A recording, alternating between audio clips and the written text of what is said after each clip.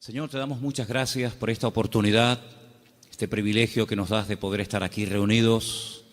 Te pido, Señor, que en esta tarde tú nos dirijas y que podamos, a la luz de tu bendita palabra, Señor, aprender cosas. Abre nuestros ojos para que veamos las maravillas de tu ley. Y gracias te damos porque tú eres nuestro Maestro, que nos guías y nos diriges a la verdad. Queremos en esta tarde aprender de ti, Señor. Quita todo obstáculo, cualquier impedimento, de la índole que sea, y que en esta tarde haya libertad para exponer tu palabra y para aprender de la misma. Gracias por todo, Señor, en el nombre de tu amado Hijo Jesús. Amén y amén. Vamos a estar leyendo en esta tarde una serie de textos, y por eso le he pedido a Vanessa y a otras personas que nos ayuden. Pero vamos a abrir la Biblia primeramente nosotros en esta tarde por una carta que el apóstol Pablo le escribe a Tito. Sabéis que el apóstol Pablo tenía la costumbre de establecer la obra, abrir la iglesia, atenderla un tiempo y después poner al frente de esas obras a obreros que habían trabajado con él, que habían aprendido bajo su ministerio. Vemos cómo dejó en la ciudad de Éfeso a Timoteo, al cual le escribe 2 cartas, pero a este joven pastor llamado Tito, lo deja en la isla de Creta. Y en el capítulo 2 de Tito capítulo 2, versículos 1 y 2, leemos algo muy interesante. Pablo está hablando acerca de las características que tienen que tener los ancianos en las iglesias, también las mujeres mayores, los jóvenes, los que sirven a otras personas. Y en los primeros versículos encontramos algo que me ha llamado mucho la atención y de lo cual quiero hablar en esta tarde. Pero tú habla lo que está de acuerdo con la sana doctrina. Que los ancianos sean sobrios, serios, prudentes, sanos en la fe, en el amor, en la paciencia. Y sigue contando y pidiendo cosas, ¿verdad? La frase que me llamó la atención, y es el tema que queremos hablar esta tarde, es cómo tener una fe sana. Cómo tener una fe sana. Dice la Biblia que el apóstol Pablo le pedía a Timoteo que los ancianos, que el liderazgo de la iglesia, tenían que tener una fe sana. Indagando por distintos textos del Nuevo Testamento, veo que a veces se menciona la fe, pero no siempre desde un punto de vista positivo. Hay como muchos tipos de fe, incluso también muchos niveles de fe. Y el apóstol Pablo y el Señor, a través de sus palabras, nos dice que la fe del creyente tiene que ser sana. Hablaremos después cómo se puede tener una fe sana, y también nos tendremos que preguntar si la fe que yo tengo está sana o está un poco enferma, ¿no? En Lucas 9:54 vamos a leer el primer texto, donde podemos ver a unos discípulos del Señor que lógicamente tenían fe, pero una fe muy extraña. Yo la he llamado una fe distorsionada. Escuchemos Lucas 9:54. Viendo esto, sus discípulos Jacobo y Juan dijeron: Señor, ¿quieres que mandemos descienda fuego del cielo como hizo Elías y los consuma? Unos discípulos del Señor le están proponiendo al Señor: Señor, ¿quieres que oremos para que caiga fuego del cielo y destruya a esta gente que no ha querido recibirnos? Y dice, ¿pero qué estáis diciendo? El Señor no apoya esa petición.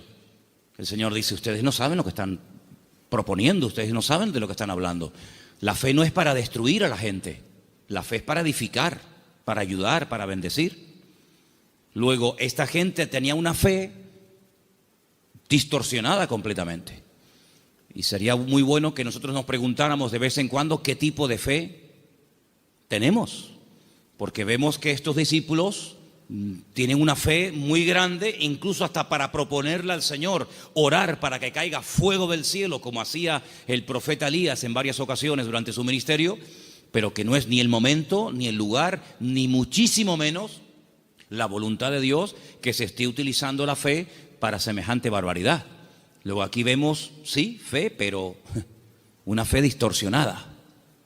Hay un texto en 2 de Timoteo 1:5 que menciona otro tipo de fe, y es un texto en el que el apóstol Pablo reconoce que la fe de Timoteo no es como la que él va a mencionar a continuación. 2 de Timoteo 1:5. Trayendo a la memoria la fe no fingida que hay en ti, la cual habitó primero en tu abuela Loida y en tu madre Eunice, y estoy seguro que en ti también. Analizando este texto, encontré que hay más de 43 traducciones diferentes de este término griego que se ha traducido en la versión Reina Valera como fe no fingida. Pero hay otras Biblias que en vez de poner fe no fingida, dicen fe verdadera, sincera, fe sin mezclas, fe sin hipocresía, fe nacida del corazón, fe sin disimulo, sin engaño. Incluso hay una versión alemana que dice fe sin máscara. Es un término que se emplea en 6 ocasiones diferentes en el Nuevo Testamento, y hay un versículo en Romanos que dice que el amor tiene que ser sin fingimiento. Exactamente igual que la palabra que emplea Pablo a la hora de referirse a la fe. Entonces hay una fe fingida. Parece que tiene, pero a la hora de la verdad eso no se puede considerar una fe auténtica. Entonces estamos viendo cómo la Biblia menciona y habla de personas que en un momento determinado pueden tener fe, pero no es la fe sana de la cual queremos hablar en esta noche y cómo conseguirla. Entonces hemos visto una fe distorsionada, una fe fingida, que no era el caso de Timoteo. Tenemos también en Santiago 2:26 una fe que no sirve para nada. Lo dice literalmente el texto. Vamos a prestar atención. Santiago 2, versículo 26. Porque como el cuerpo sin espíritu está muerto, así también la fe sin obras está muerta. Fe sin obras. Hay fe, pero no hay obras, luego está muerta. No sirve para nada. Entonces hay gente que puede tener una fe aparentemente muy grande, pero no hay obras. Esa fe no produce nada. Por lo tanto, dice Santiago, es una fe muerta. Y lo muerto, pues ya me contarás para qué sirve. Absolutamente para nada. Ya hay 3 tipos de fe: distorsionada, una fe fingida, una fe muerta, y hay una fe que quisiera contar un poquito de quién se trata. ¿Os acordáis del joven rico? Un chico que dice que había guardado todos los mandamientos de la ley, era muy escrupuloso, moralmente impecable, pero él notaba que le faltaba algo. Y le pregunta al Señor: Señor, ¿qué tengo que hacer para heredar la vida eterna? Y el Señor le propone un estilo de vida diferente, le habla de que tiene que romper con ese espíritu de materialismo que lo domina, le habla de que tiene que guardar los mandamientos, y él dice: yo todo esto lo he guardado. Luego vemos que muchos escribas y fariseos, incluido en el joven rico, eran personas de fe, pero era una fe religiosa, mecánica. Hay que orar, oramos. Hay que leer, leemos. Hay que ayunar, ayunamos. Hay que congregarse, me congrego. Pero el Señor no quiere que actuemos como si fuéramos máquinas, hermanos. Que no seamos como robots, que hacen las cosas pero sin sentimiento, sin pasión, sin ganas, sin deseo. Las hacen, pero no hay vida en lo que hacen. Digamos que es una fe religiosa. Sin embargo, volvemos al texto de Tito capítulo 2, donde el apóstol Pablo dice que los creyentes tienen que tener una fe sana. Quédense con eso, una fe sana, que no está enferma, que no está distorsionada. No es una fe que llegamos incluso a tener fe en la fe, valga la redundancia. Conocen la película de la lámpara de Aladino, ¿no?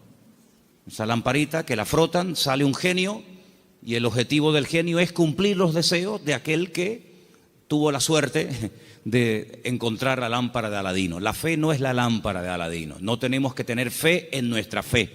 Dice el Señor: tened fe en Dios. ¿Cuántos dicen amén?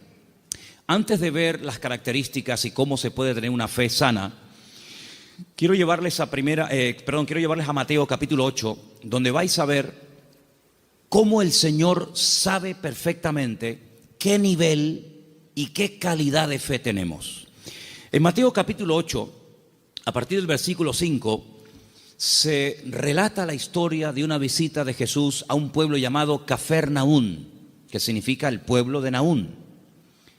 Y en el versículo 5 dice que Jesús entró en Capernaum y vino a él un centurión. Luego no es un judío, es un gentil.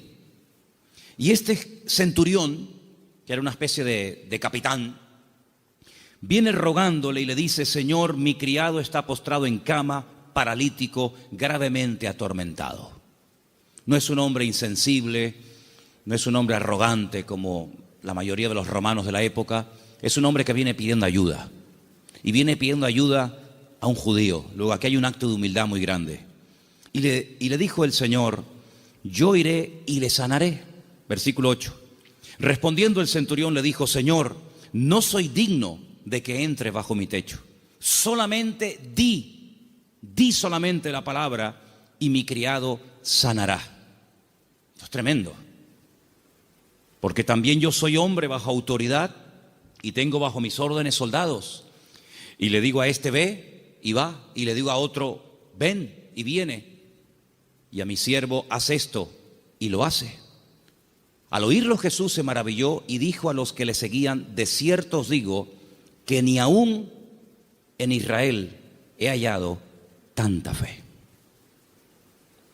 No he encontrado a nadie en el país que tenga tanta fe como este hombre. ¿Qué fue lo que le llamó la atención al Señor Jesucristo de este hombre? Primero, la humildad con la que vino a pedir. No vino exigiendo.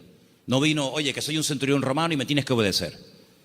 Sino vino con humildad. Vino, dice, que rogándole. Y no vino pidiendo algo para él, sino para otra persona. Luego aquí hay una compasión. Aquí hay un amor por alguien que está sufriendo, que no es precisamente él, sino es su criado. Luego hay una cosa muy interesante en la conversación. El Señor está dispuesto a ir a la casa de un gentil. El Señor está dispuesto a ir a la casa de este hombre. Sin embargo, este hombre dice: Señor, sinceramente yo no soy digno de tenerte bajo mi techo. Pero podemos solucionarlo de otra manera. Di solamente la palabra, da solamente la orden de que mi criado sea sanado, y no hace falta ni que te desplaces, no hace falta ni que vengas. Fíjate que el hombre le pone un ejemplo al Señor. Le dice: mira, yo soy un hombre de autoridad. Yo le digo a un soldado que venga y viene, lo digo a otro que vaya o haga esto y lo hace. Por lo tanto, lo que este hombre está diciendo es: yo reconozco tu autoridad. Yo reconozco que cuando tú ordenas algo en el mundo espiritual, se cumple. Por lo tanto, como hago yo en lo natural, hazlo tú en lo espiritual. Da la orden y automáticamente mi criado sanará. Él unió el poder de la palabra, la autoridad de la palabra del Señor, con una fe bien puesta y bien depositada con humildad en el Señor. Y claro, automáticamente recibió la respuesta. Entonces el Señor dice que en todo Israel no había encontrado a nadie que tuviera tanta fe, una fe tan grande, tan firme, tan madura como la de este hombre. Luego, por la forma como habló, por la forma como pidió y se comportó, el Señor se dio cuenta de que este hombre no tenía una fe normal y corriente, sino era una fe, amigo, de categoría. Sin embargo, en el mismo Evangelio según San Mateo, un poquito más adelante, en el capítulo 14, ahora las cosas cambian. Porque en el capítulo 14, a partir del versículo 22, dice la palabra del Señor lo siguiente: Jesús enseguida hizo a sus discípulos entrar en la barca e ir delante de él a la otra tierra, a la otra ribera, entre tanto que él despedía a la multitud. Despedida la multitud, subió al monte a orar aparte, y cuando llegó la noche estaba allí solo. Y ya la barca estaba en medio del mar, azotada por las olas, porque el viento era contrario. Más a la cuarta vigilia de la noche, como a las 3:30 de la madrugada, Jesús vino a ellos andando sobre el mar. Los discípulos, viéndole andar sobre el mar, se turbaron diciendo: un fantasma, y dieron voces de miedo. Pero enseguida Jesús les habló diciendo: tened ánimo, yo soy, no temáis. Entonces Pedro le respondió y le dijo: Señor, si tú eres, manda que yo vaya a ti sobre las aguas. Vamos a ver. Jesús le dijo: ven. Simplemente eso, ven. Él, descendiendo de la barca, andaba sobre las aguas para ir a Jesús. Pero, ay amigos, los peros. Al ver el fuerte viento tuvo miedo y, comenzando a hundirse, dio voces diciendo: Señor, sálvame. Al momento Jesús, extendiendo la mano, asió de él y le dijo: hombre de poca fe. Poca fe. Capítulo 8 le dice al centurión, grande, grande es tu fe. Queda maravillado, queda impactado el Señor al ver el nivel de fe que tenía aquel hombre. Sin embargo, a este le dice, hombre de poca fe. Hay otro pasaje muy interesante en los evangelios, ustedes lo conocen perfectamente, donde Jesús está predicando en una casa. Dice la Biblia que fuera hay unos amigos de un paralítico que no pueden entrar. Conocen la historia, ¿verdad? Dice que se suben al techo, no se desaniman, no dicen, bueno, vengamos otro día, tal vez otro día ya no está. Nada los detiene, nada los frena. Descienden al paralítico entre ellos y dice la Biblia literalmente, al ver Jesús la fe de ellos. No habla de la fe del paralítico. Al ver Jesús la fe de ellos, le dijo al paralítico, y todos conocemos el resto de la historia. Luego, tal vez nosotros no podemos ver la fe, ni siquiera la nuestra, pero el Señor sabe perfectamente qué nivel de fe tenemos. La fe que tenemos que tener no es una fe cualquiera. No es esa fe que creemos que es una especie de, como dije antes, de lámpara de Aladín o de llave maestra que todo lo puede y todo lo abre. No, no. Tiene que ser una fe sana. Pero ¿cómo se llega a tener esa fe sana? ¿Cuáles son las características de una fe sana verdaderamente en el Señor? Vamos a ver la primera característica que tiene que tener una fe sana. Primera de Pedro, capítulo 1, del 3 al 9. ¿Lo tienes, Vanessa? Vamos a prestar atención a Primera de Pedro 1, del 3 al 9. Bendito el Dios y Padre de nuestro Señor Jesucristo, que según su grande misericordia nos hizo renacer para una esperanza viva por la resurrección de Jesucristo de los muertos, para una herencia incorruptible, incontaminada e inmarcesible, reservada en los cielos para vosotros, que sois guardados por el poder de Dios mediante la fe para alcanzar la salvación que está preparada para ser manifestada en el tiempo postrero, en lo cual vosotros os alegráis, aunque ahora, por un poco de tiempo, si es necesario, tengáis que ser afligidos en diversas pruebas, para que sometida a prueba vuestra fe, mucho más preciosa que el oro, el cual, aunque perecedero, se prueba con fuego, sea hallada en alabanza, gloria y honra, cuando sea manifestado Jesucristo, a quien amáis sin haberle visto, en quien creyendo, aunque ahora no lo veáis, os alegráis con gozo inefable y glorioso, obteniendo el fin de vuestra fe, que es la salvación de vuestras almas. Amén. ¿Os dais cuenta? La primera característica de una fe sana es que tiene que ser probada. Si no quieres tener una fe probada, jamás sabrás qué tipo de fe tú tienes. Mientras no hay problemas, no se sabe si verdaderamente tú eres una persona madura o inmadura. No se sabe. Es como cuando antiguamente te entregaban la cartilla cuando terminabas de hacer el servicio militar y te ponían comportamiento, bueno, malo, excelente, regular, lo que fuera, disposición a la hora de actuar o en fin, las distintas, digamos, no materias, sino las distintas características que se pretendía o se suponía que había en un soldado. Generalmente, a menos que fuera tiempo de guerra, el apartado del valor se dejaba en blanco, porque no hubo ocasión de mostrar el valor. La obediencia sí, la fidelidad, la puntualidad, digamos la uniformidad, pero el valor era una casilla que se dejaba en blanco. Ahora, si hay una guerra, si te tienes que jugar la vida, si tienes que salir a campo abierto, entonces se sabe si ese soldado tenía o no tenía valor. Con la fe es exactamente igual. Si no hay pruebas, pues sí, tengo fe. Pero amigo, y cuando llegaron las pruebas, ¿cómo reaccionó usted ante el primer problema que le vino después de conocer al Señor? Porque nosotros reaccionamos de una manera antes de conocer al Señor que no puede ser la misma después de conocer al Señor. ¿Cómo, por ejemplo, reaccionó Job? Job no era judío. Job era un gentil, pero tenía tan clara su confianza y su fe en el Señor que después de las pruebas aún estaba mejor que antes de las pruebas. Antes de las pruebas era un hombre rico.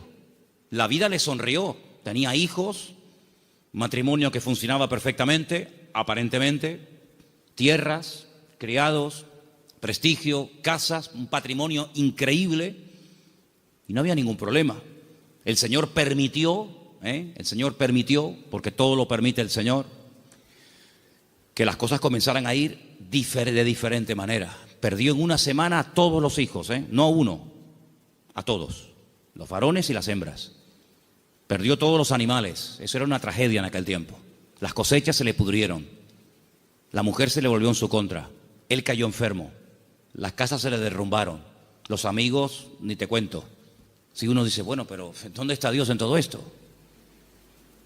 Nunca estuvo Dios más cerca de Job que cuando era probado. Cuando más cerca Dios estuvo de Job y cuando más cerca Job estuvo del Señor fue en el tiempo de la prueba. En ningún momento se quejó. Argumentó, habló con el Señor, todo lo que tú quieras, pero en ningún momento claudicó y dijo, no merece la pena, no sirve de nada llevar una vida íntegra, llevar una vida de santidad, porque al fin y al cabo, mira, estoy pasando lo peor que los que no creen en ti, Señor. Al final, cuando termina todo aquel ciclo de pruebas tremendas, que no sabemos exactamente cuánto tiempo duró, él dice cosas tremendas. Él dice, yo de oídas te había oído, pero ahora mis ojos te ven. Ahora es cuando yo verdaderamente he conocido qué tipo de Dios, qué naturaleza es la de mi Dios. Ahora he experimentado la fidelidad de Dios. Ahora he experimentado la sanidad del Señor. Ahora he experimentado el consuelo del Señor. Y por eso, claro, él dice esa famosa leyenda, esa famosa frase, aunque Dios me mate, lo voy a seguir adorando, porque yo sé que mi Redentor está vivo. Entonces las pruebas no lo destruyeron, al contrario, lo fortalecieron de tal manera que al final él tiene que orar por los demás y nadie por él, porque solamente venían a cuestionarle, a criticarle, a poner el dedo en la llaga y bueno, a decir todo tipo de barbaridades. Por lo tanto, la fe sana, la fe verdadera, tarde o temprano, ha de ser probada. Y dice la Biblia que la actitud que tenemos que tener ante las pruebas es de gozo. No es encima, ¿sí? Encima. Tener por sumo gozo cuando os halléis en diversas pruebas, sabiendo que la prueba de vuestra fe produce paciencia. Porque una fe, para que sea sana, tiene que tener un ingrediente indispensable y es paciencia. La fe sin paciencia puede convertirse en temeridad. Y tú dices, pero la fe tiene que ir acompañada de paciencia. Hombre, claro, si no se termina convirtiendo en desesperación. No entiendo nada. Oro, pido con fe y no recibo. ¿Pero cómo es esto? Entonces, si no va acompañada del ingrediente de la paciencia, al final terminas desesperándote porque crees que no tienes fe, que has cometido un pecado, que te han hecho algo malo, etcétera, etcétera, y comenzamos a decir tonterías, y toda tontería, toda queja, todo lamento que salga de nuestros labios lo que hace es que va deteriorando, enfermando, debilitando cada vez más la fe. Y en vez de ser una fe sana, es una fe, pero enferma. Entonces, vemos que la característica de una fe sana es que ha sido probada por el fuego. Es interesante notar que hay un momento en el que el Señor le dice a Pedro, Pedro, Satanás ha venido para pedirme permiso porque os quiere zarandear como al trigo. Eso es una revelación de parte del Señor, porque en ningún momento encontramos en los evangelios a Satanás hablando con Cristo pidiéndole semejante cosa. Eso es una revelación que el Señor contó. En esas cosas que le ocurrían a nivel personal al Señor, dice, Él os va a zarandear como el trigo, pero yo ya he rogado previamente por ustedes para que vuestra fe no falle. Y una vez que seáis confirmados, vete y confirma a tus hermanos. En otras palabras, el Señor no descarta en ningún momento que un creyente en algún momento determinado de la vida pueda ser sacudido o pueda ser zarandeado, es decir, probado. Y entonces ahí esa fe se puede demostrar y comprobar si verdaderamente la fe que usted tiene es una fe a prueba de bombas o es una fe que le dura hasta la primera prueba. En la parábola del sembrador dice la Biblia que hay semillas que brotaron muy rápido, pero dice cuando salió el sol quemó la semilla y no dio fruto. Y cuando están en privado, los discípulos le preguntan al Señor o le piden al Señor que les explique la parábola del sembrador. Y Él les dice, mira, las semillas que caen junto al camino y brota rápido son los que reciben la palabra, al momento la reciben con gozo, pero como no tienen raíces, cuando sale el sol, que son las pruebas y las dificultades de la vida, las pruebas de la vida secan, son de corta duración. Entonces la prueba lo que hace es que fortalece nuestra fe para que nuestra fe pueda estar preparada para la siguiente prueba y así de esa manera tener una fe robusta y madura que ha soportado las pruebas. Es como cuando se construye un puente, se hace una prueba de carga. No se abre al público, decir, bueno, abran, ¿y si se cae? Hay que hacer una prueba de carga. Ponen el puente todo lleno de camiones cargados a tope y los dejan ahí un tiempo para que si el puente resista, pues si el puente resiste la prueba, pues entonces se puede abrir el tráfico al público. Exactamente igual. Nuestra fe tiene que ser probada y tiene que ser probada donde necesita ser probada. A lo mejor en lo económico, a lo mejor en lo familiar, a lo mejor en lo físico, no sé, pero el Señor sabe dónde tiene que apretar, porque todas las pruebas siempre son para nuestro progreso, para nuestro crecimiento y para fortalecer nuestra fe. ¿Cuántos dicen amén? La segunda característica de una fe auténtica, de una fe sana, la encontramos en una carta que Pablo le escribe a los hermanos de Tesalónica. Primera de Tesalonicenses 1. Del 2 al 10. Es una lectura un poquitín larga, pero por favor presten atención. ¿La tienes tú, Patricia? Adelante. Damos siempre gracias a Dios por todos vosotros, haciendo memoria de vosotros en nuestras oraciones, acordándonos sin cesar delante del Dios y Padre nuestro de la obra de vuestra fe, del trabajo de vuestro amor y de vuestra constancia en la esperanza en nuestro Señor Jesucristo, porque conocemos, hermanos amados de Dios, vuestra elección. Pues nuestro evangelio no llegó a vosotros en palabras solamente, sino también en poder, en el Espíritu Santo y en plena certidumbre. Como bien sabéis, cuáles fuimos entre vosotros por amor de vosotros, y vosotros vinisteis a ser imitadores de nosotros y del Señor, recibiendo la palabra en medio de gran tribulación con gozo del Espíritu Santo, de tal manera que habéis sido ejemplo a todos los de Macedonia y de Acaya, que han creído, porque partiendo de vosotros ha sido divulgada la palabra del Señor, no solo en Macedonia y Acaya, sino también en todo lugar vuestra fe en Dios se ha extendido, de modo que nosotros no tenemos necesidad de hablar nada, porque ellos mismos cuentan de nosotros la manera en que nos recibisteis y cómo os convertisteis de los ídolos a Dios, para servir al Dios vivo y verdadero, y esperar de los cielos a su Hijo, al cual resucitó de los muertos, a Jesús, quien nos libra de la ira venidera. Amén. La iglesia de Tesalónica, desde el primer momento, fue una iglesia muy perseguida, muy perseguida. No todas fueron así, pero una de las características de esa congregación es que desde el primer momento los creyentes fueron perseguidos. Hermanos perdieron la vida. Llegó un punto que la presión era tan tremenda, que comenzaron a pensar si a lo mejor ya había comenzado hasta la gran tribulación. Fíjate lo que te digo.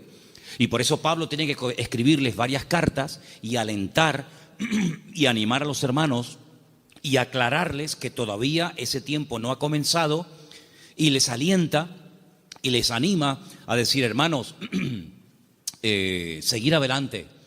El Señor aún no ha venido. El tiempo de angustia de Jacob, la gran tribulación, aún no ha comenzado. Y Pablo pone doctrina encima de la mesa para que ellos sepan que lo que está pasando no es todavía lo que está profetizado para los últimos tiempos, ¿verdad?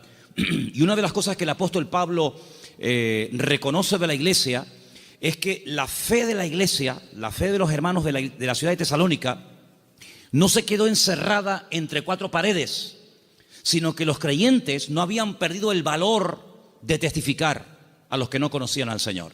Ellos se habían convertido, como dice ahí, hemos leído, de los ídolos. Habían sido gente idólatra, politeísta, y habían dejado esa vida de desorden, de idolatría, para convertirse al Dios vivo y verdadero. Pero la conversión de ellos, la fe de ellos depositada en el Dios vivo y verdadero, no era algo que se hacía a escondidas, sino algo que ellos querían que se difundiera. De tal manera que Pablo llegaba a ciertas y determinadas poblaciones y la gente en esos lugares daban testimonio de lo que los hermanos de Tesalónica estaban pasando y cómo la fe de ellos se había extendido. Y esto es muy importante, hermanos. Esto es muy importante porque en un momento tenemos un encuentro inicial con el Señor. Nos encontramos con el Señor, entendemos el propósito de la salvación, de la venida de Cristo. pedimos perdón por nuestros pecados, lo aceptamos como nuestro Señor y Salvador personal. Muy bien, pero ¿y ahora? Ahora se tiene que extender nuestra fe. Tenemos que divulgar nuestro testimonio, nuestra esperanza en el Señor, porque no todo el mundo tiene la misma fe, no todo el mundo ha tenido la misma experiencia que tú has tenido, y por eso es muy importante que abramos la boca para que podamos decir a la gente, oye, que hay una esperanza, que hay un remedio, como vimos el domingo, que hay un camino, una verdad y una vida.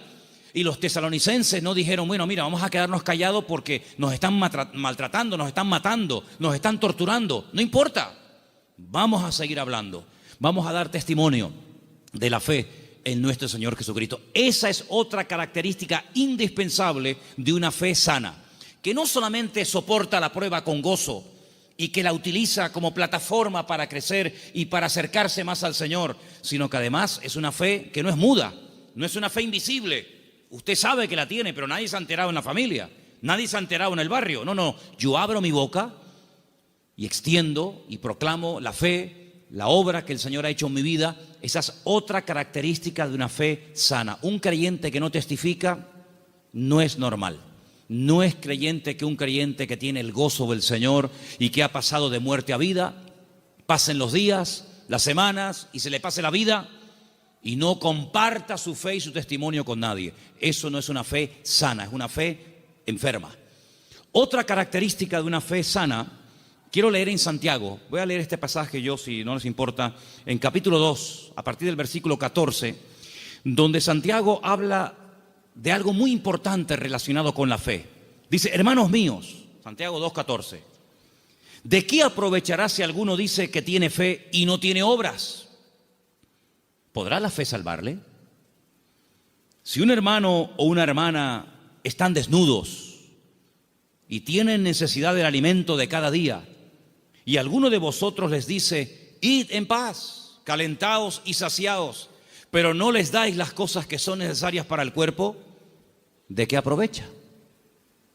No, hermanos, déjenme que diga esto. Decimos, bueno, pero ¿no es el Señor el que suple nuestras necesidades? Sí, pero muchas veces el Señor puede suplir nuestras necesidades a través de nuestros hermanos. A veces cuando veo a un señor mayor o a alguna persona en un parque, en una plaza, dándole de comer a los pajaritos o a las palomas, a mí siempre me viene a la cabeza el texto que dice, hombres de poca fe, mirad las aves del cielo que ni siembran ni hilan, ¿no las alimenta vuestro Padre Celestial? Y yo digo, fíjate, este hombre sin darse cuenta, o a lo mejor sí, no sé, está siendo el instrumento que hoy el Señor está utilizando. Él cree que le sobraban unas miguitas de pan duro y las trae al parque para entretenerse, pero él no se está dando cuenta de que ese montón de pájaros, el Señor los está alimentando a través del detalle de este hombre. Entonces puede ser que el Señor te puede utilizar a ti en un momento determinado y a través de tu vida, cubrir la necesidad, suplir la necesidad de algún hermano.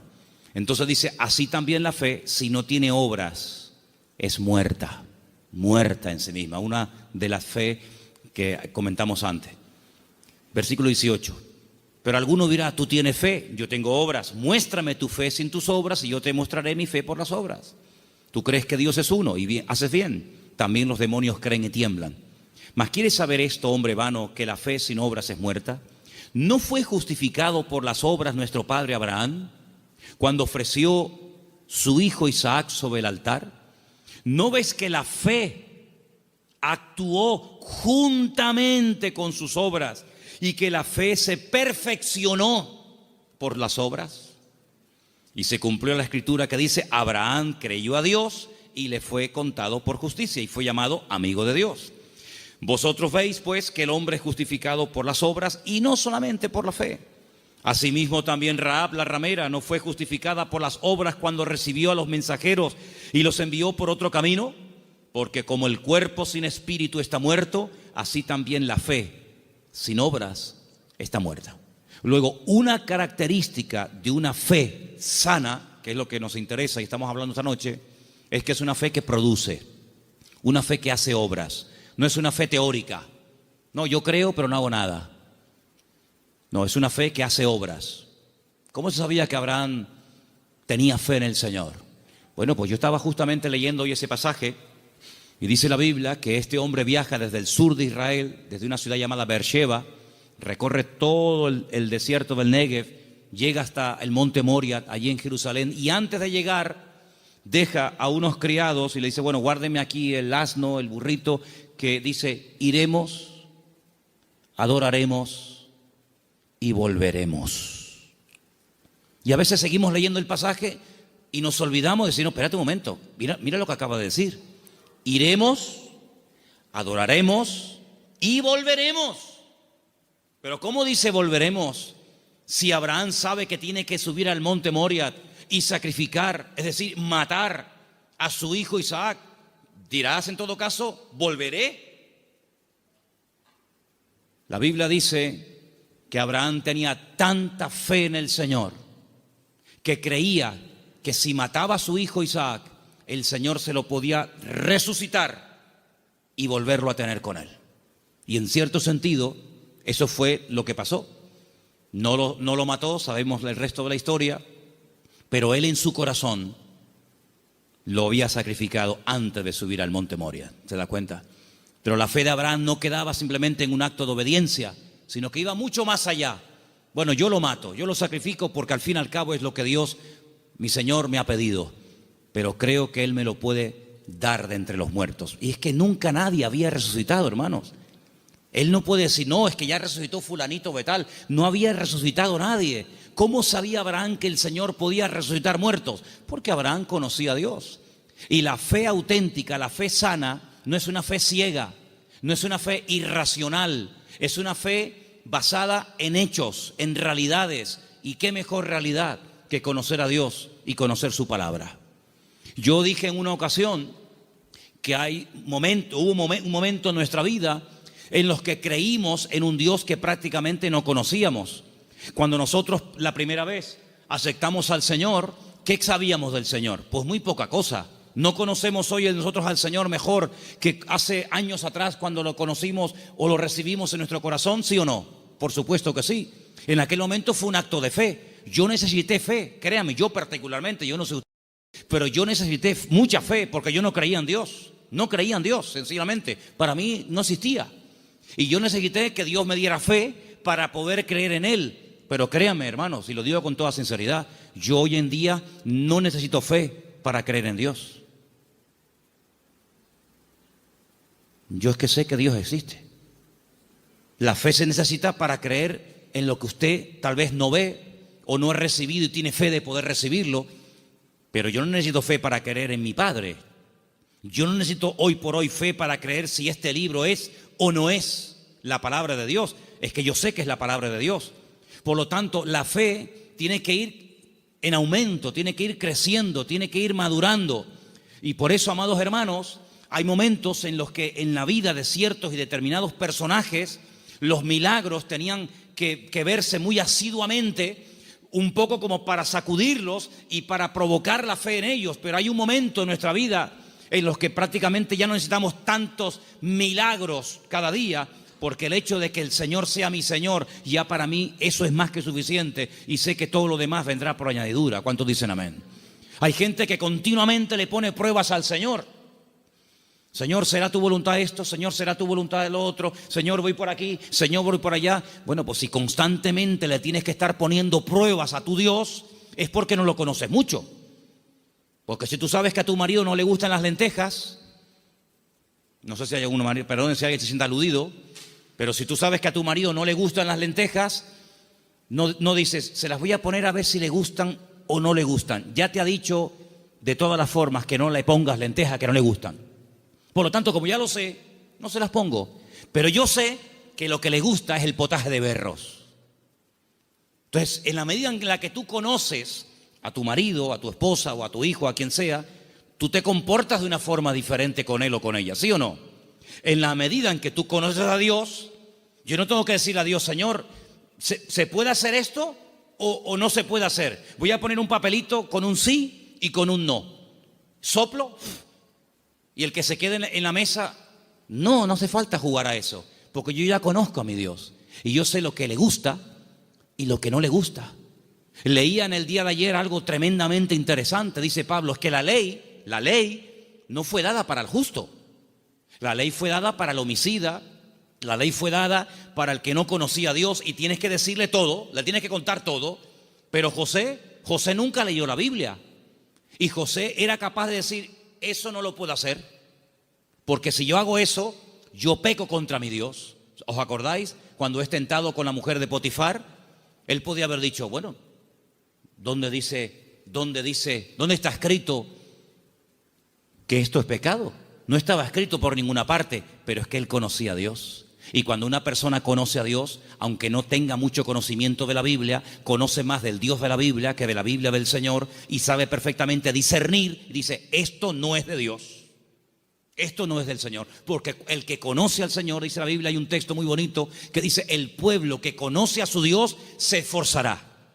Y nosotros, amados, queridos hermanos, no dejamos de pecar por miedo al castigo, sino no pecamos por temor a Dios, por respeto al Señor, que es muy diferente. Amén. Otra característica de una fe madura, tal vez le puede sorprender esta frase, es que no tiene miedo a las aventuras. En Génesis capítulo 12, quiero que vean este pasaje conmigo. Génesis capítulo 12, versículo 1. Hay una palabra aquí muy bonita que la hemos leído en muchas ocasiones. Dicen que el padre de Abraham era, ¿cómo se llamaba el padre de Abraham? Hola.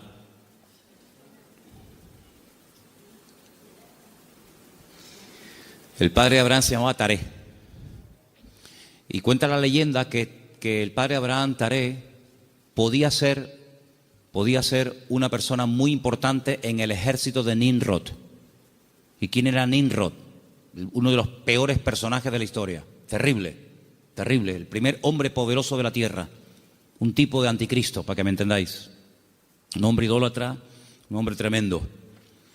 Y hay muchas leyendas y muchas historias, no solamente en el pueblo de Israel, sino en el mundo árabe y en otras culturas que hablan mucho de Abraham, porque Abraham es el personaje que le cae bien a todo el mundo.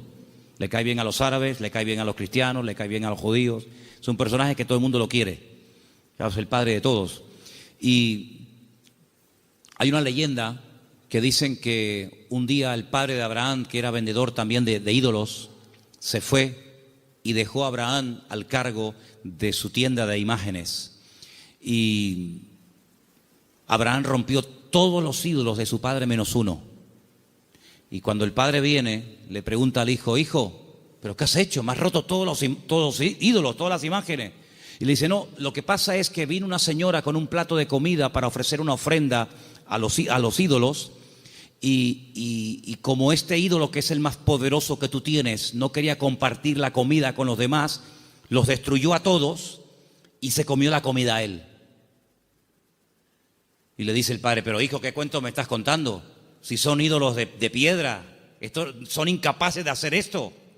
Y Abraham le dice, pues papá, si tú mismo has reconocido que son ídolos de piedra que no puedan hacer esto, ¿por qué los adoras? Es una leyenda que cuentan los árabes, ¿no? Hablando acerca de la fe de Abraham. Pues este hombre, cuando vivía en aquella tierra, versículo 1, Génesis 12:1, dice, el Señor le había dicho, fíjate el tiempo del verbo, no está llamando el Señor ahí a Abraham, dice, ya le había dicho.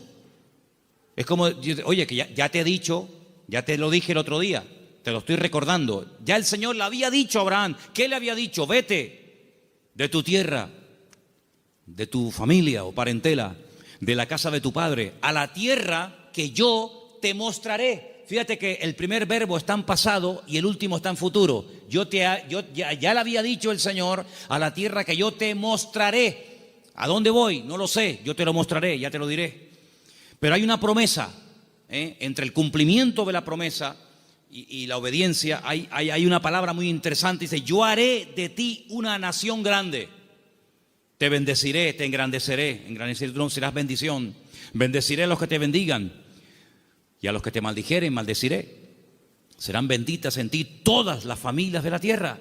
Y se fue Abraham como el Señor lo había dicho. Entonces vemos que este hombre, en base a una promesa, en base a una orden de parte del Señor, él emprende una aventura. Y por eso este punto que he dicho, que para tener una fe sana, uno tiene que estar dispuesto a correr aventuras con el Señor. No podemos tener todo bajo control. Hay creyentes que todo lo quieren tener bajo control.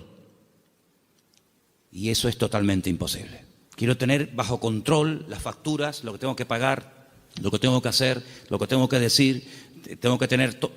Hermano, en la vida de un creyente verdadero, tienes que dejar una puerta abierta a la vida de fe, a una vida de aventura. Esto no tiene ni pies ni cabeza, diría un padre a un hijo, pero hijo, ¿a dónde va? Es que no lo sé, padre. Pero, ¿qué sentido tiene esto? Yo leía hoy una frase en un libro que la tengo por aquí apuntada y me llamó mucho la atención y la quiero compartir con ustedes. Y la frase que leía dice: lo que nosotros llamamos seguridad muchas veces no es más que un freno para una vida de fe. Esto me impactó muchísimo, ¿eh? No, es que hay que tener una seguridad en la vida, tú. Ya, oye, ya no tengo 20 años, ya tengo una edad y uno ya tiene que ir pensando las cosas. Me parece muy bien. Pero cuando vamos a la palabra de Dios, nos encontramos que a veces Dios llama a gente ya con 80 años. Y tú dices, ¿pero dónde va este hombre con 80 años? Pues tú no ves que cuando tú eras joven lo intentaste y fue un fracaso lo que hiciste, que incluso hasta terminaste matando a una persona. Y el Señor llama a un hombre que en el pasado ha fracasado y se ha refugiado como un prófugo en el desierto, cuidando ovejas que no son ni de él. Y ahora tengo que volver atrás. ¿A qué? A hacer la voluntad de Dios. Pero en esta ocasión no como tú la quisiste hacer, en tu yo, en tu ego, sino hacerla en mi nombre. Y lo manda a Moisés, a Egipto, con 80 años. Y Abraham le da unas promesas increíbles con una edad que uno dice, ¿y por qué no le dio estas promesas cuando tenía 18, 20 o 30 años? ¿Por qué esperó tanto el Señor en sorprender y en usar a este hombre? Hermanos, nosotros no somos los que ponemos los tiempos los pone el Señor. Por eso les dije antes que un ingrediente indispensable de una fe sana es la paciencia. Una fe que no va acompañada de paciencia te puede crear problemas a ti personalmente.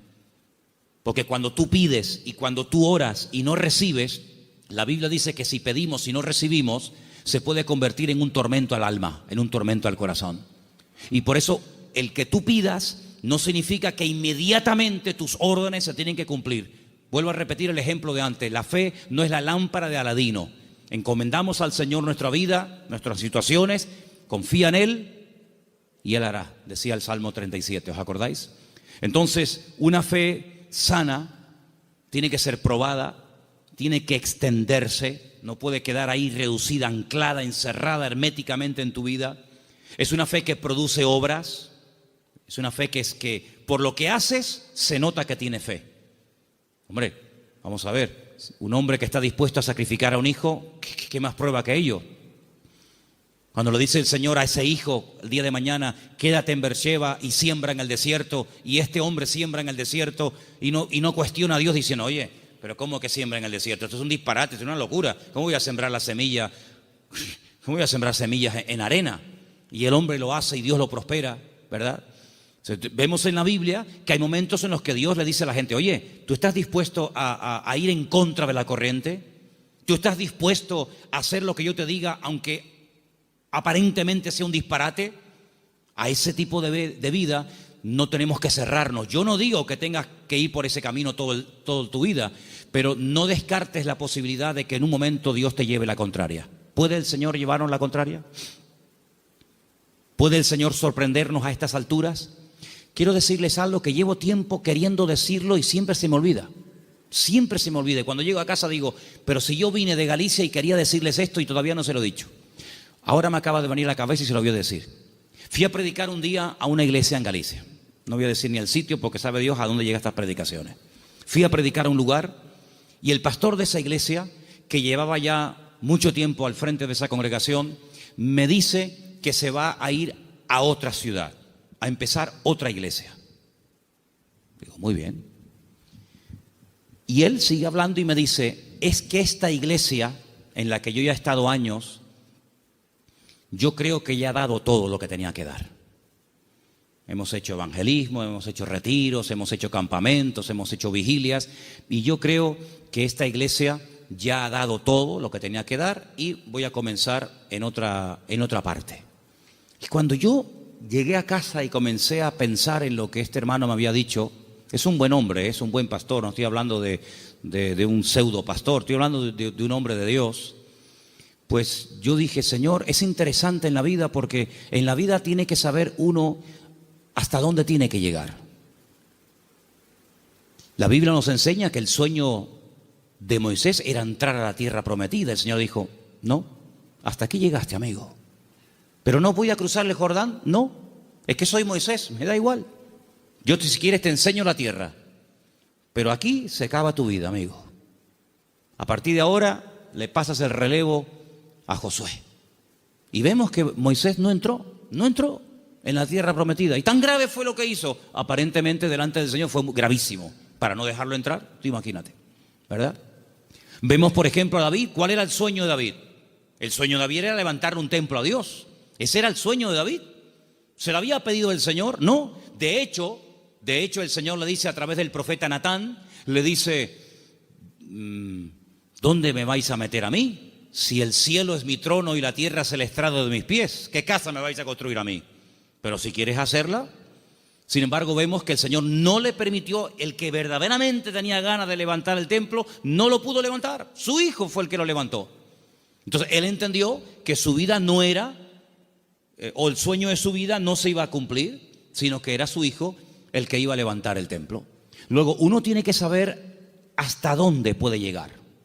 Porque, hermanos, seamos sinceros. Si analizamos, por ejemplo, la vida de José, un hombre de fe, un hombre obediente, vemos que sí, él había recibido una revelación cuando era jovencito de lo que sería su vida.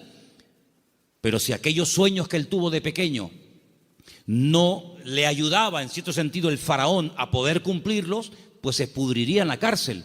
Luego, otra persona tuvo que soñar para que sus sueños personales, la revelación de parte del Señor a él, se pudiera hacer realidad. Por lo tanto, es muy importante como congregación, como familia, como matrimonio, como hijo, como pastor, como creyente, saber hasta dónde tengo que llegar con el Señor. De hecho, para mí hay dos preposiciones que aparecen en la Biblia que tenemos que tenerlas presentes siempre en nuestra vida de fe. Desde, hasta. Son dos preposiciones importantísimas en la vida de un creyente que quiere tener una fe sana. Desde, hasta. ¿A qué me refiero? Josué capítulo 1 dice, la tierra te la he entregado. Nadie te podrá hacer frente en todos los días de tu vida. Desde, hasta, esa es la tierra en la que te puedes mover. No te salgas de ese marco, no te salgas de ese terreno, porque no te la daré. De hecho, ha habido momentos en la historia en los que Israel ha conquistado terreno que tiempo más tarde ha tenido que devolver, porque no entraba dentro del desde, hasta, ¿verdad? Cuando en una de las guerras conquistó la famosa península del Sinaí, la península del Sinaí no entraba dentro de las promesas del Señor y la tuvo que devolver, ¿verdad? Y sabemos que la península del Sinaí no pertenece a Israel. Por lo tanto, como creyentes tenemos que saber cuáles son nuestras limitaciones, qué tipo de fe tenemos, y con ese tipo de fe trabajar y movernos en el Señor. Porque dice la Biblia que no a todos se nos ha dado la misma fe, ni los mismos dones, ni el mismo conocimiento, ni los mismos talentos. Por lo tanto, cada uno tiene que, examinarse a sí mismo y decir, bueno, a mí el Señor no me ha llamado a predicar, pero así a mí el Señor sí me ha llamado a servir o a colaborar. Tal vez el Señor a mí no me ha llamado al ministerio musical, pero me ha llamado o me ha capacitado o me estoy preparando para el ministerio de enseñanza o para el ministerio, para otras culturas. Cada uno de nosotros tiene que examinar su fe y ver a sí mismo qué estás haciendo con el nivel de fe que tú tienes. Hay una característica que yo quisiera que leamos algunos versículos. No sé si lo tienen ustedes ahí, Patricia. Hebreos 11, ¿sí? Del 8 al 10. Porque antes dije algo que quiero que te lleves esta tarde grabado en tu corazón. Incluye la paciencia en tus oraciones. Incluye la paciencia en tu fe. Si no incluyes la paciencia en la fe que tienes, lo puedes pasar mal, porque va a haber un momento en el que te vas a pelear con Dios, te puedes desanimar, porque dices, Señor, estoy orando con fe, Estoy orando conforme a tu voluntad y no veo resultados, pero es que la fe tiene que ir acompañada de la paciencia. Vamos a leer 2 textos y con ellos terminamos. Hebreos 11, del 8 al 10, por favor. Por la fe, Abraham, siendo llamado, obedeció para salir al lugar que había de recibir como herencia, y salió sin saber a dónde iba. Por la fe, habitó como extranjero en la tierra prometida, como en tierra ajena, morando en tiendas con Isaac y Jacob, coherederos de la misma promesa, porque esperaba la ciudad que tiene fundamentos, cuyo arquitecto y constructor es Dios. Esperaba en esa búsqueda, esperaba la ciudad cuyo arquitecto y fundador es Dios. Ahí el verbo está en un imperfecto progresivo. Es decir, espero, pero no de brazos cruzados, a ver qué pasa. No, espero y me muevo en esa espera. ¿Me explico? Me muevo en fe. Aún no he recibido lo prometido. ¿Estará aquí la ciudad cuyo arquitecto y fundador es Dios? ¿Está aquí? ¿No? Vámonos para allá. Y se iba a otro lugar, acampaba. Yo lo que busco es la ciudad que ha construido mi Dios. Una ciudad firme, estable. Vivo en tiendas de campaña, pero no importa, yo estoy buscando una ciudad que tiene fundamentos. Pasaba un tiempo, aquí no es. Bueno, dice la Biblia, y esto es un misterio tremendo, que dice que la llegó a ver. La llegó a ver y la saludó, como diciendo, algún día yo estaré allí. Yo les dije una vez que a mí me llamó muchísimo la atención, porque esto es algo que dice el Nuevo Testamento. Eso no lo dice el Antiguo Testamento. La Biblia no dice en el Antiguo Testamento en ninguna parte que Abraham buscaba la ciudad cuyo arquitecto y fundador es Dios. Eso no lo dice en ninguna parte. Eso lo dice el Nuevo Testamento en la carta a los Hebreos. Luego hay una transmisión oral, cosas que se contaban de padres a hijos, de generación en generación, que no están escritas en la Biblia, pero que llegaron hasta los tiempos del Señor Jesucristo, y el que escribió la carta a los Hebreos, que puede ser Pablo, Apolo, Lucas o quien fuera, él, inspirado por el Espíritu Santo, dice en la carta, si fuera mentira, Dios no le hubiera permitido que lo escribiera, que Abraham lo que en el fondo buscaba no era agua en el desierto. Lo que él buscaba era una ciudad cuyo arquitecto y fundador es Dios. Y tú dices, ¿qué ciudad es esa? ¿Qué ciudad es? ¿Una ciudad que ha hecho Dios? Bueno, yo solamente conozco una. ¿Cuál es? Pues la Nueva Jerusalén, ¿sí o no? No hay otra. Bueno, pues cuando hemos ido muchas veces a Israel, en el famoso Museo del Templo, pues resulta que al principio ustedes saben que hay unas habitaciones que te van explicando la historia de la Biblia con unos cuadros gigantes, unos cuadros enormes. No dejan sacar fotografías, no dejan hacer películas, pero bueno, yo lo tengo aquí grabado en mi cabeza. Y hay un cuadro enorme que yo me quedé mirando, digo, esto es increíble, Se ve. Son allá, claro, ya Isaac no era un niñito de 4, Isaac tenía entre 35 y 40 años cuando va al monte Moria con su padre. Algunas veces la gente se imagina que ven mi niño, ven bonito, ven, ponte aquí. No, Isaac era un hombre ya hecho y derecho. Y lo pone sobre el altar y se ve el altar de piedras con Isaac amarrado de pies y de manos. En el fondo se ve unas zarzas con un carnero allí enroscado. Se ve a Abraham con el puñal en alto, pero él está mirando al cielo y es a lo que voy. Y se ve en el cielo el templo de Jerusalén, todo como si fuera de oro. Se ve el templo y Abraham mirando el templo de Jerusalén. Por eso los judíos dicen que lo que Abraham vio en el monte Moriah fue el futuro templo de Jerusalén, y ese es el monte donde se construyó el templo de Jerusalén. Y yo cuando miraba aquello digo, pero si los judíos no leen el Nuevo Testamento, si los judíos tienen prohibido leer el Nuevo Testamento, ¿cómo saben ellos que Abraham allí en aquel sitio, según la versión judía, él vio el templo de Jerusalén? Y yo en el Nuevo Testamento veo que Abraham lo que vio fue la Nueva Jerusalén. Bueno, algo se tuvo que transmitir a lo largo de la historia, de boca en boca, ¿verdad? De generación en generación, que llegó hasta los tiempos de la carta de los Hebreos, donde vemos que Abraham vio algo y dice que la vio. Entonces, amados hermanos, el nivel de fe de Abraham era algo tan espectacular que ¿cómo va a tener el temor de sacrificar a un hijo cuando sabe que Dios se lo puede resucitar? ¿cómo va a tener él temor de dejar la herencia de su padre y quedar totalmente desheredado a la hora de salir del hogar, cuando él sabe perfectamente lo que Dios le está prometiendo? La fe no tiene lugar a la duda. La fe es certeza, la fe es convicción. Ahora, si yo tengo un buen trabajo, pongamos un ejemplo sencillo de entender. Si yo tengo un buen trabajo, gano bien, estoy contratado fijo, tengo mis pagas, ya tengo una antigüedad, etcétera, etcétera, me va bien, me encuentro a gusto, y de repente me ofrecen otro trabajo, una de dos. O el que me ofrecen tiene que ser 1000 veces mejor que el que tengo,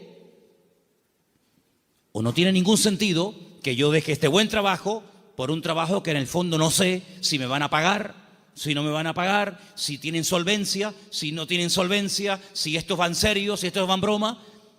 ¿Tú sabes lo que significó dejar todo? Papá, que me voy. ¿Pero te vas a dónde? No sé. ¿Y por qué? Es que Dios me llamó. ¿Pero qué Dios te llamó?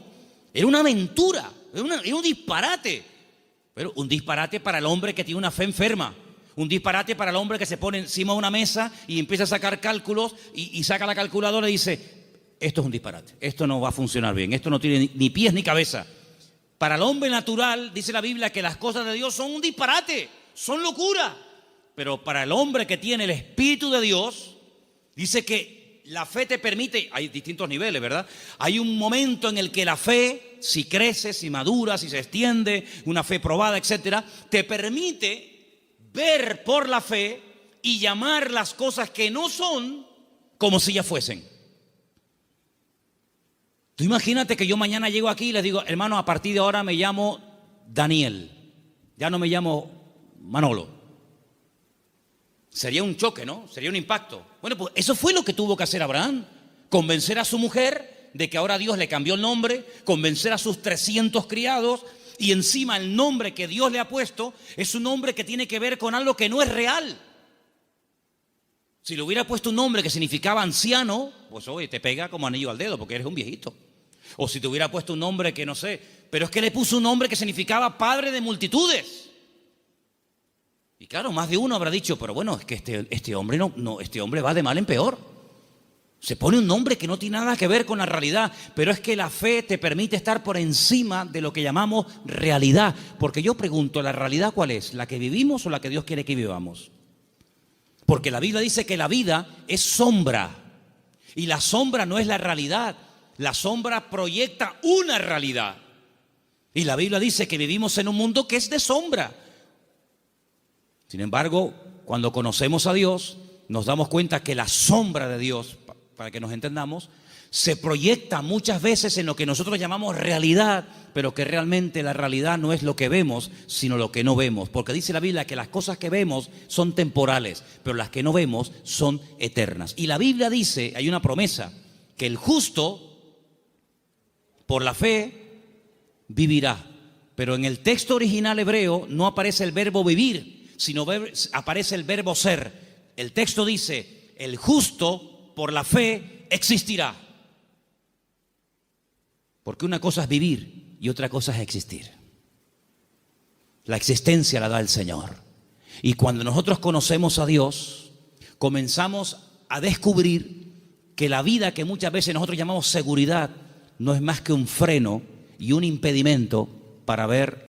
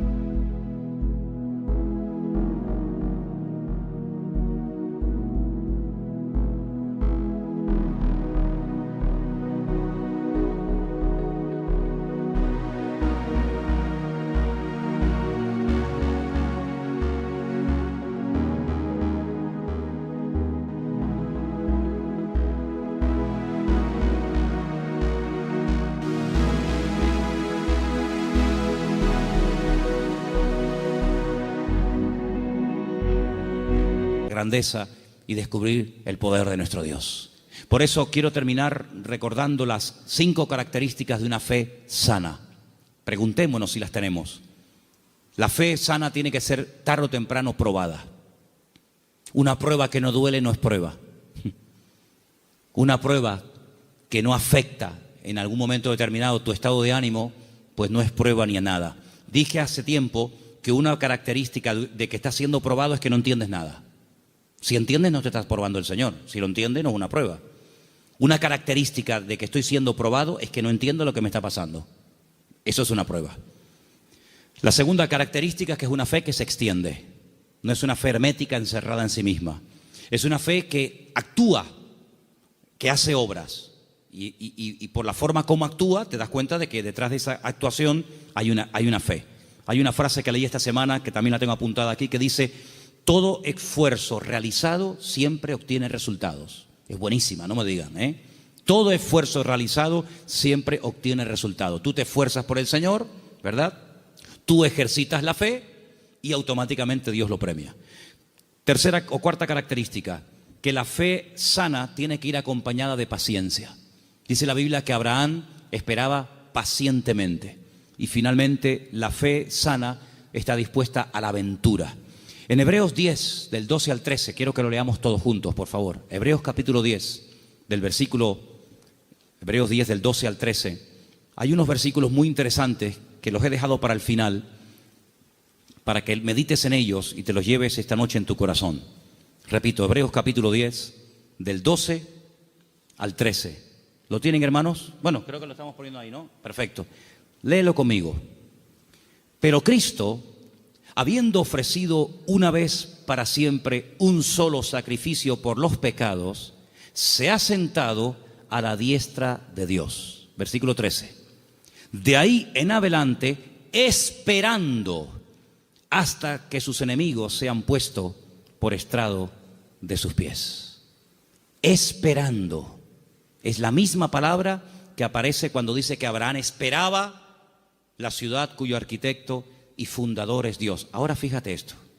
Cristo muere, cumple todo lo que tiene que cumplir, derrama su sangre, resucita al tercer día, asciende a la gloria, se sienta a la diestra de Dios Padre. Y yo pregunto, ¿y ahora qué? Lo hemos leído esta noche. Él está esperando que todos y cada uno de sus enemigos sean sometidos y puestos bajo la planta de sus pies. Después de todo lo que hizo, su muerte, su resurrección, la victoria sobre el pecado, sobre el diablo, etc. Si Él, después de todo ese tremendo sacrificio, está esperando sentado a la diestra de Dios Padre, ¿por qué a nosotros a veces nos cuesta tanto esperar una oración que la hicimos la semana pasada y queremos que ahora nos responda el Señor? ¿Cuánto tiempo lleva esperando el Señor Jesucristo? Bueno, en números redondos, 2000 años. Porque aún hay enemigos que no están sometidos. Dice que el último, un día si quieren podemos hacer la lista de los enemigos que tienen que ser dominados y controlados y sometidos a la planta de los pies del Señor. Dice que el último, después de haber superado todo, el último enemigo que será superado y vencido para siempre será la muerte. De momento la muerte no ha sido vencida en el sentido de que todavía los seres humanos siguen muriendo, incluidos los cristianos. Y dice la Biblia que algún día la muerte no existirá más. Llegará un momento en el que la muerte, llegó tu muerte, hasta aquí llegaste, amiga. Por lo tanto, si el Señor está esperando, imitemos al Señor. Él ora, Él intercede. Hay oraciones que el Señor Jesucristo le hizo al Padre cuando subió a la diestra, y una de ellas fue: Padre, envíales el Consolador. No dijo Él: yo rogaré al Padre para que os envíe otro Consolador, para que esté con vosotros para siempre. ¿Lo habéis leído, sí o no? Esa oración fue contestada en pocos días. Asciende, el Señor Jesucristo le pide al Padre que envíe el Espíritu Santo a los que quedaron en la tierra, lo envía. Pero hay otras muchas cosas que aún todavía el Señor está esperando que se solucionen, que se venzan, y después vendrá el Señor. Por lo tanto, vemos que la fe tiene que aprender a esperar. No solamente tiene que tener la confianza y la perseverancia, sino que una fe sana es una fe que sabe esperar. Pero no es una espera en vano, no es una espera inútil, es una espera que merece la pena, porque merece la pena esperar en el Señor. ¿Cuántos dicen amén? Cierra tus ojos en esta noche y pidámosle al Señor: si mi fe está distorsionada, si mi fe está muerta, si mi fe no produce, si mi fe está estancada, Señor, sáname la fe. Que mi fe no sea una fe enferma, sino una fe viva, una fe robusta, madura. En otras palabras, una fe sana, aleluya. Que sea una bendición para mi vida y para los que me rodean. Una fe contagiosa, una fe que trae ánimo, una fe que trae fortaleza al espíritu. Una fe que me ayuda a superar los traumas, los problemas, las tristezas, las amarguras, las pérdidas. Una fe que me ayuda a llamar las cosas que no son como si ya las estuviera teniendo ahora mismo y disfrutando de ellas. Llama las cosas que no son como si ya fuesen. Di, Señor, gracias porque la bendición ya la tengo conmigo. Gracias, Señor, porque el gozo, la paz, la sanidad, ese trabajo, ese hijo, esa situación la veo resuelta. Pero la fe tiene que aprender a esperar. Como tú estás esperando a la diestra del Padre, yo quiero esperar pacientemente, esperé en el Señor. Y te pedimos en esta noche, Señor, que esta fe, que es la meta de todos y cada uno de los creyentes, de tus hijos, sea una realidad en nuestra vida. Ayúdanos a trabajar esta fe que tú un día depositaste en nuestros corazones, que el mundo no la apague, que las circunstancias de la vida no la debiliten ni la enfermen, sino que la fe nos permita estar firmes, porque tu palabra dice que nuestra fe ha vencido al mundo. Aleluya.